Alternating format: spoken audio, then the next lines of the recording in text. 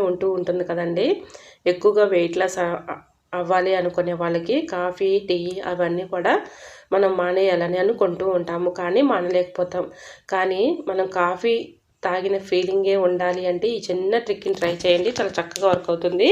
Coffee మానేసినా సరే మనం ఈ విధంగా తాగామనుకోండి ఎటువంటి ఎఫెక్ట్ అనేది ఉండదు. ఈ విధంగా కాఫీ పౌడర్ ఈ విధంగా కాఫీ కప్పులో కలుపుకునేటప్పుడు బాగా మరిగించుకున్నటువంటి హాట్ వాటర్‌ని అందులో పోసుకొని తాగామనుకోండి కాఫీ తాగిన ఫీలింగ్ అనేది ఉంటుంది. కాఫీ మనం మానేసినా కూడా ఈ విధంగా ఈ ట్రిక్‌ని ట్రై చేయండి. చాలా చక్కగా వర్క్ అవుతుంది. ఎటువంటి ఎఫెక్ట్ అనేది ఉండదు. ఇంకా నెక్స్ట్ టిప్‌ని తెలుసుకుందామండి. ఇలా మనం అగ్గిపుల్లలు ఒక్కోసారి మనం వర్షాకాలంలో కానీ చలికాలంలో కానీ ఇలా గీసినప్పుడు త్వరగా ఎలగవు కదండి. చాలా ఇబ్బంది పెట్టేస్తూ ఉంటాయి.